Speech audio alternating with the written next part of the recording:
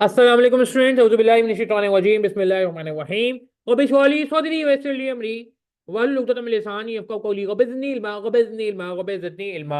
Question number 8, very important question, easy question paper का मैं कहूंगा सेक्शन बी का भी आसान सवालों में से एक सवाल था। क्या था इस सवाल में? ये वो टॉपिक है जो पहले काफी बार पूछा जा चुका है और अल्लाह का शुक्र है कि हमने अपने लेक्चर में भी इसको अच्छे खासे लेवल पे कवर किया हुआ है।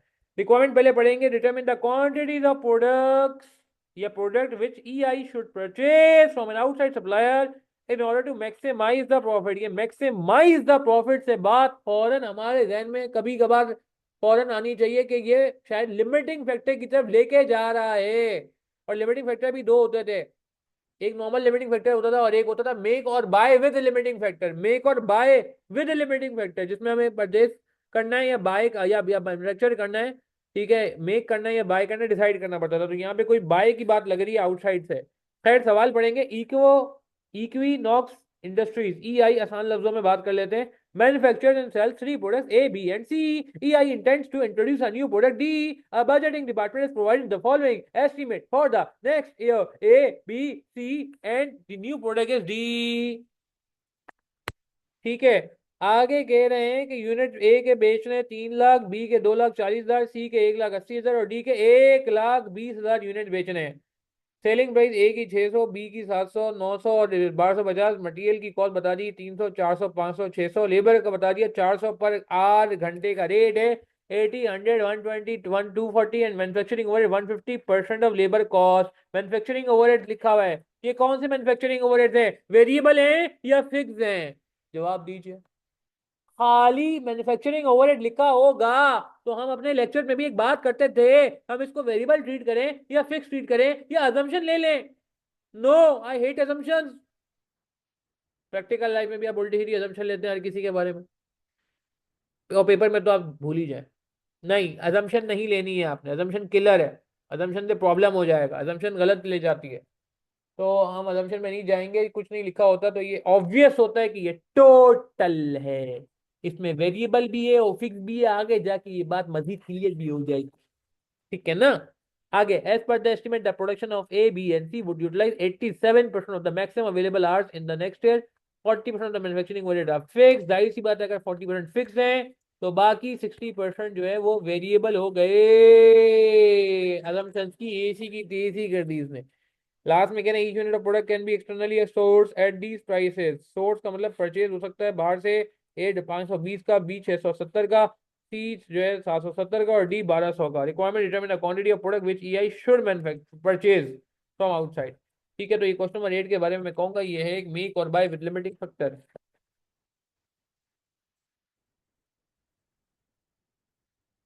ठीक है, तो टेंशन की बात नहीं है। कोई 5 स्टेप फॉलो करने होते हैं वो तो हम कर लेंगे।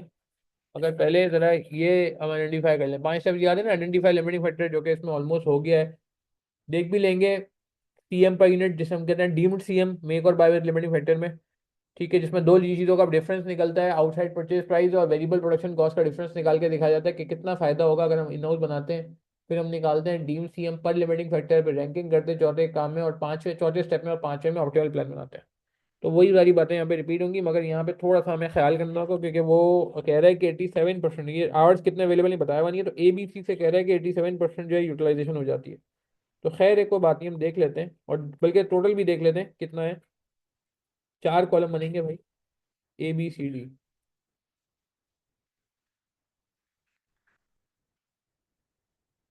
टोटल ही बना लो भाई, बना लेते हैं।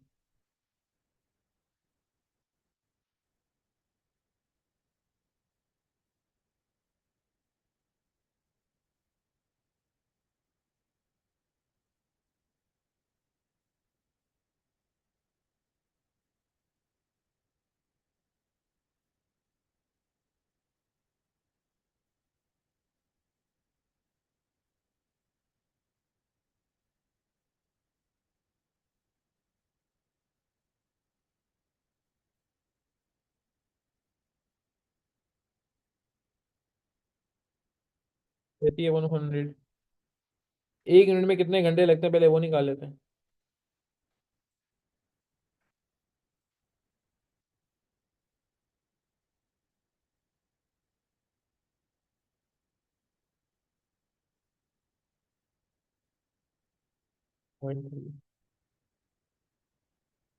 यूनिट से मल्टीप्लाई कर लेते हैं।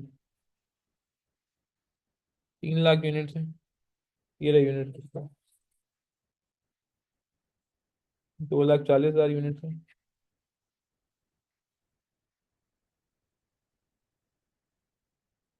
1,80,000 यूनिट से।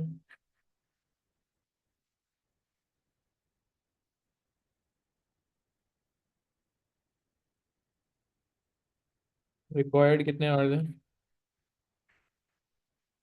60,000। 60,000। 54,000। टोटल कितनी रिक्वायरमेंट हो गई?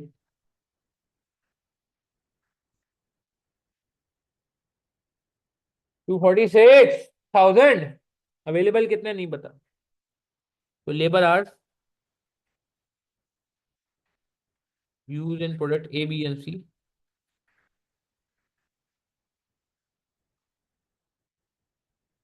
3,000। 3,000। 4,000।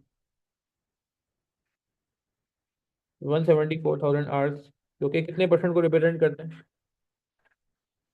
जो कि 87% को। तो मैक्सिमम अवेलेबल आवर्स कितने हो जाएंगे?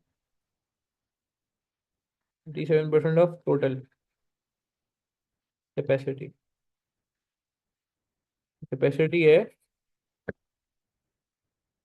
इसको रिप्रेजेंट करते हैं ना।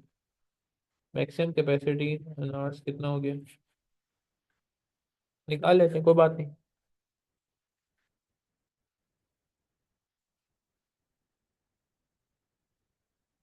और रिक्वायर्ड कितने थे आवर्स? 246। अवेलेबल कितने हैं?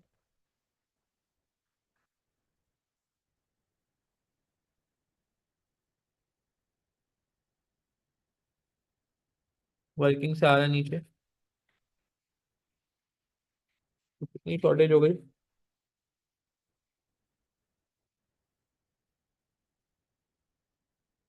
ठीक है ना, चारों प्रोडक्ट नहीं बन सकते, कोई बाजार से लेना पड़ेगा। चारों प्रोडक्ट नहीं बन सकते, कोई प्रोडक्ट बाजार से लेना पड़ेगा, बात समझ आई? दो काम हो गए हमारे। मैक्सिमम आर्स भी निकला है 2 लाख, और शॉर्टेज भी आइडेंटिफाई हो गई, यानी कि पहला स्टेप हो गया identify limiting factor. Identify limiting factor हमने अल्हम्दुलिल्लाह कर लिया। अब अगला क्या है? Deem CM per unit. CM per unit कह लें, डीम सीएम कह लें, एक ही बात है, कोई मसला नहीं है। आइडेंटिफाई लिमिटिंग फैक्टर क्लियर है भैया? सबके आर्स लिए, और फिर एबीसी के आर्स की बेसिस पे हमने देखा कि भाई 87% को रिप्रेजेंट करता है, उसने यही कहा था। 1 2 3, ये रहे 3। और उसकी बेस पे टोटल निकाला और इतनी शॉर्टेज आ गई। अब निकाल लेते हैं, आसान सा काम है। डीम सीएम निकालने में A B C D 4 product है हमारे पास।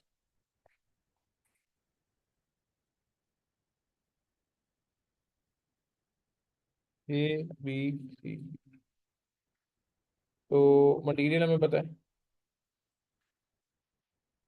सेलिंग प्राइस ये रेलिवेंट होती थी ना, याद करें। चाहे मैं मेक करूँ या बाय करूँ, कस्टमर से पैसे तो मुझे मिल के रहेंगे। और सेम अमाउंट ऑफ पैसे मिलना है, ये भी नहीं कहीं लिखा हुआ है कि मैं मेक कर रहा हूँ तो डिफरेंट क्वालिटी का है, और बाय कर रहा हूँ तो डिफरेंट क्वालिटी का है। ऐसा नहीं, ऐसा नहीं। ऐसा नहीं है ना। तो मटेरियल हमें पता है 300 400 500 600। ये सवाल आसान है, जल्दी होना चाहिए। 80 100 120 240। वेरिएबल ओवरहेड जो है वो लेबर का 150% है। नहीं, वेरिएबल ओवरहेड कितना हो जाएगा भाई? लेबर का 150% के बाद भी एक परसेंटेज लगाना पड़ेगा। 150% लगाएंगे तो टोटल आएगा। उसके बाद ये कह रहे हैं तो 60% वेरिएबल हो गया ना।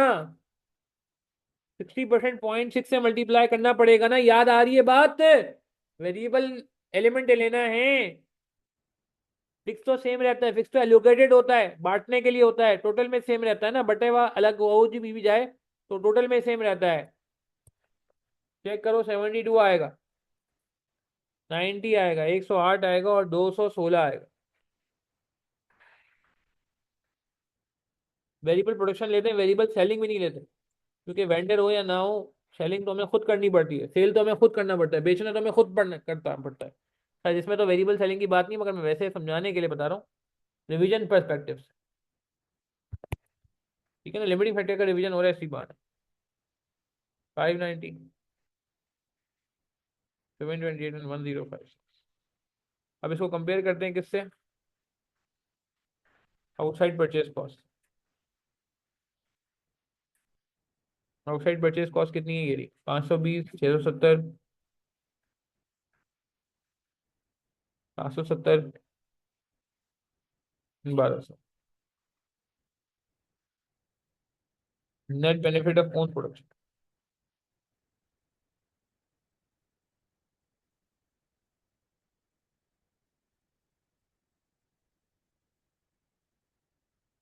98, 98, 68, 68 सॉरी। ठीक है जी। 80,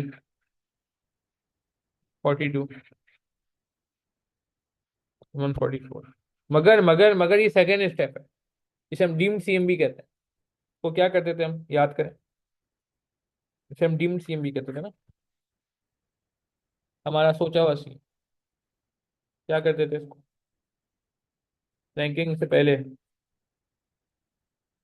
रैंकिंग से पहले क्या करते थे, लेबर आवर से डिवाइड करते थे ना। लेबर आवर पर यूनिट 0.4, 0.2 इसमें खाते ऊपर लिखा हुआ है ना, ये रहे 0.2, 0.25, ये रहा 0.2, 0.25, 0.3। चलें,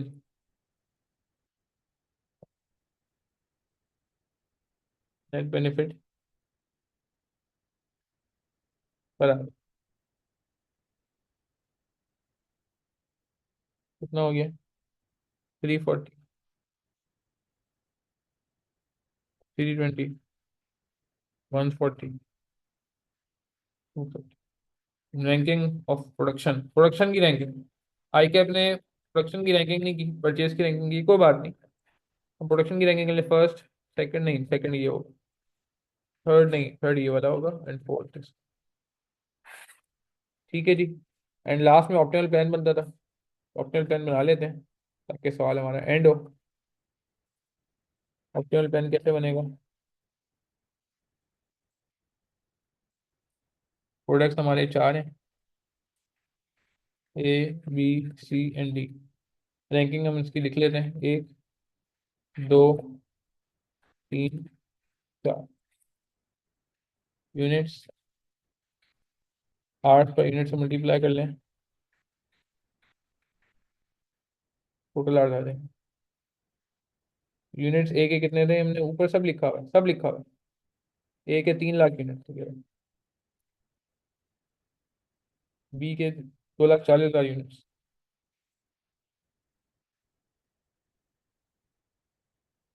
और लेबर पर यूनिट 0.2, 8,000।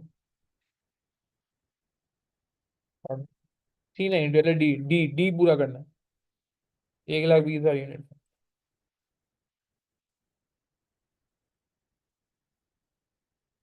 कितना हो गया, 192, आई थिंक 192 यहाँ तक पूरा हो गया। हम पास 2 लाख घंटे अवेलेबल है, तो डिफरेंशियल कितना बचा हमारे पास इसको पूरा करने के लिए, मेरे ख्याल से 8,000 घंटे बचे हैं। कितने यूनिट बन सकेंगे, कितने यूनिट बन सकेंगे, 8,000 डिवाइड बाई 0.3 कर दो यार, 8,000 डिवाइड बाई 0.3 कर दो, क्या आ रहा है, 8,000 डिवाइड बाई 0.3, 26। ये प्रोडक्शन यूनिट्स, यूनिट प्रोड्यूस्ड, बाजार से कितना परचेज होगा, last, last, last, units purchased from outside,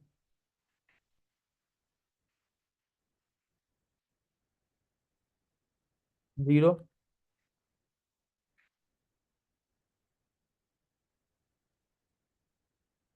0, 0। ये परचेज होगा कितना, टोटल किसके यूनिट्स कितने चाहिए थे, 1,80,000 चाहिए थे शायद, 180 चाहिए थे ना शायद, if I am not wrong, 180 चाहिए थे, सवाल में ही लिखा हुआ है मैंने, 180।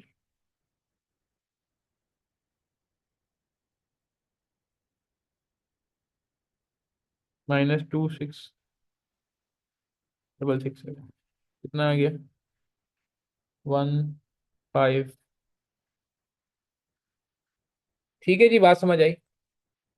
कितने यूनिट बनाने पड़ेंगे? सी बाय होगा बाजार से। 3 3 4 यूनिट्स कर 6 6 यूनिट्स बनेंगे।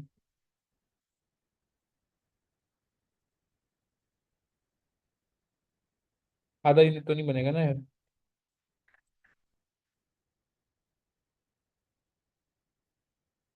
ठीक है जी, बात समझ आई। क्लियर है बात में। ये हमने सारा काम कर दिया। बहुत जल्दी हो गया ये सवाल। बहुत जल्दी हो गया मेरे ख्याल से। कितने मार्क का सवाल था ये? 14 मार्क का सवाल है। और मेरे ख्याल से ये बहुत आसानी से पेपर में आपके टाइम को भी मैनेज करने में आसानी होगी, और ये मुश्किल भी नहीं है। रेलिवेंट कॉस्टिंग का नॉर्मली मुश्किल सवाल भी आ सकता है, मगर this is one of the easiest question in the exam. क्या ये बात समझ आती है? नोट करें जल्दी से प्लीज। कोई सवाल है, कंफ्यूजन है, पूछ लें पूछ लें।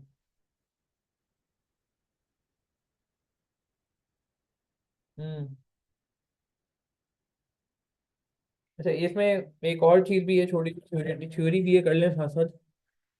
कह रहे हैं दो नॉन फाइनेंशियल फैक्टर बताएं सपोर्टिंग आउटसोर्सिंग, एंड दो जो उसको अपोज करते हैं। सपोर्ट किसको? आउटसोर्सिंग के दो सपोर्टिंग एलिमेंट्स क्या हैं? एडवांटेज ऑफ आउटसोर्सिंग कह रहे हैं। आउटसोर्सिंग के दो एडवांटेज बता दें। बहुत बड़ा एडवांटेज क्या होता है? दो बता दें और फिर दो उसके ड्रॉबैक बता दीजिएगा। फिर अपोज करेंगे यानी कि ड्रॉबैक है। हम्म। एक तो ये कि क्या कहते हैं, आप focus on more focus on और कॉम्पिटेंस। यानी कि आप अगर कोई चीज़ आउटसोर्स कर देते ना, तो फिर आप अपने मेन काम पे ज़्यादा अच्छा फोकस कर सकते हैं। मेन काम पे। मेन काम पे। ठीक है ना?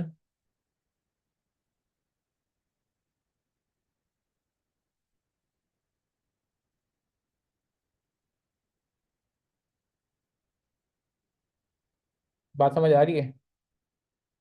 और एक और फायदा क्या होता है? हम्म। वैसे तो ज़्यादा सर्विसेज आउटसोर्स की जाती हैं।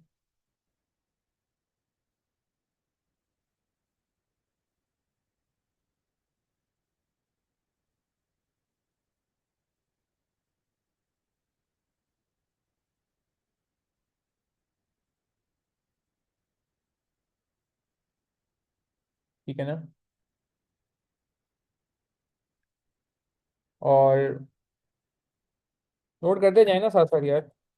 इसके अलावा फायदा ये होता है कि जो एक्सेस टू मोर एक्सपर्टीज। क्योंकि जो आउटसोर्स होता है ना, जैसे हमसे कोई आउटसोर्सिंग कराता है, मैं एक फर्म रन करता हूँ मैं, ST&Co के नाम से। तो वो जो अकाउंटिंग आउटसोर्सिंग कराते हैं, तो उनको फायदा ये होता है कि हमारी एक्सपर्टीज है। उनके फाइनेंस के बंदे के पास शायद उतनी एक्सपर्टीज ना हो जितनी अल्हम्दुलिल्लाह हमारे पास है। तो ये एक सामने वाली कंपनी को फायदा हो जाता है। नुकसान क्या है? बहुत बड़े नुकसान आते हैं आउटसोर्सिंग के जी। सबसे बड़ा ये है कि डिपेंडेंसी आ जाती है। ठीक है ना? और एक डिससेटिस्फेक्शन हो जाती है ऑर्गेनाइजेशन में। लोगों को लगता है कि शायद आज एक डिपार्टमेंट आउटसोर्स हुआ है, कल हमारा नंबर भी ना आ जाए, हमें भी ना निकाल दिया जाए। लेकिन इनसिक्योरिटी आ जाती है। तो heavy Reliance dependence on vendors. दूसरा ये कि dissatisfaction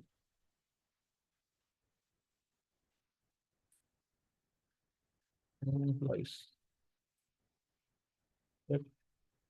they may also they may also made redundant।